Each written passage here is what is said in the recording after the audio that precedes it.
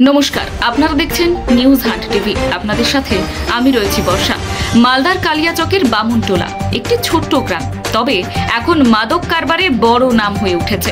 অল্প সময়ে অর্থের লোভে বহু যুবক যুবতী জড়িয়ে পড়েছে ব্রাউন সুগার পাচারে। শুধু এই গ্রামেরই 1.5 শতাধিক মানুষ রয়েছে জেলে। ফলে গোটা গ্রামকেই সন্দেহের চোখে দেখছে আশেপাশের মানুষ। সীমানা ঘেঁষে এলাকা, সঙ্গে 3টি বিকল্প রাস্তা, সব মিলিয়ে মাদক পাচারকারীদের স্বর্গরাজ্য হয়ে উঠেছে বামুনটোলা। এখানকার মানুষ ডিলার বললেই বোঝেন মাদকের ডিলার। সমাজ এবং প্রশাসনের কাছে এখন বড় প্রশ্ন, এই পরিস্থিতি কবে থামবে আর কিভাবে থামবে? দেখুন, অল্প সময়ের বেশি রোজগারের আশায় মাদক কারবারে জড়িয়ে পড়েছে বহু যুবক যুবতী। কেউ কেউ বিত্তশালী হয়েছে, আবার অনেকেই পুলিশের জালে পড়ে দীর্ঘদিন ধরে রয়েছে জেলে। কালিয়াচক থানার অন্তর্গত বামুনটোলা গ্রাম পঞ্চায়েত থেকে এখনো পর্যন্ত অন্তত 1.5 শতাধিক ব্যক্তি মাদক মামলায় জেলে রয়েছেন, যাদের মধ্যে রয়েছেন বহু মহিলাও। 300টি পরিবারে এই গ্রামটির প্রায় প্রতিদিনই নাম উঠে আসছে পুলিশের রিপোর্টে। ফলে বামুনটোলার সাধারণ মানুষদেরও এখন সন্দেহের চোখে দেখছেন আশেপাশের এলাকার বাসিন্দারা। সীমান্ত ঘেঁষা এই এলাকায় যোগাযোগ ব্যবস্থা উন্নত হওয়ায় পাচারকারীদের চলাচল সহজ হয়েছে। জানা গিয়েছে, জাতীয় সড়কে পৌঁছাতে এখানে রয়েছে 3টি রুট। পুলিশ সূত্রে খবর, এই গ্রামে ডিলার মানেই মাদকের ডিলার। প্রশাসনের নজরদারি সত্ত্বেও পরিস্থিতি নিয়ন্ত্রণে আসছে না বলেই মনে করছেন স্থানীয়রা। Bureau report, news hunt TV. বাড়ি কোথায়? বামুনটোলায় বাড়ি। বলছি, আপনাদের এরিয়াতে এখনো পর্যন্ত ব্রাউন সুগারের গড় হয়ে গেছে কেন? এরকম কেন?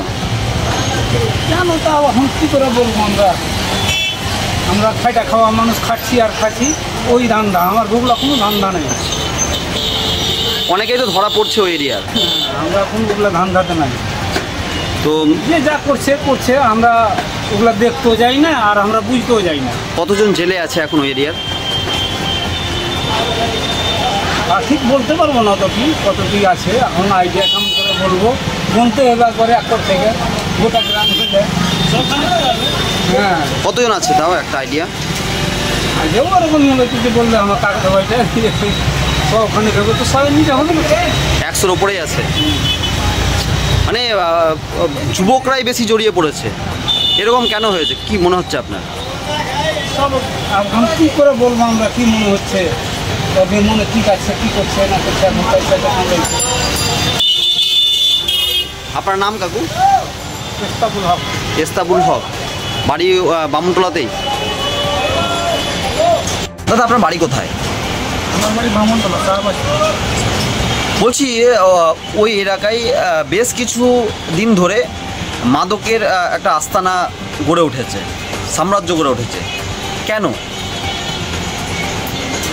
কেন হয়েছে সেটা তো সঠিক বলতে পারবো না। তাহলে এখন এই বেকার যুবকগুলো কোনো কাজ কাম নাই, ওই কারণে জড়িয়ে বেড়াচ্ছে এই দিক ইনকামের কারণে। ওখান থেকে ইনকাম হয়ে যাচ্ছে, অনেক ইনকাম করছে, কিন্তু এই এলাকাটা খুব খারাপ হয়ে গেছে। না, আপনাদের এলাকাটা খুব খারাপ হয়ে গেছে। খালি যে ব্যবসা করছে ওটা না, হ্যাঁ, গ্রামেও খাচ্ছে, অনেক খাই। তো পুলিশের হাতে ধরা পড়ে তো?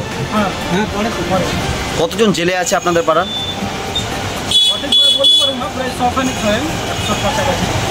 100-র ওপরে আছে। তারা তাদের আর্থিক অবস্থা কেমন? তারা তেমন 2 নম্বরই করে অনেক আর্থিক অবস্থা বাড়িয়ে নিয়েছে,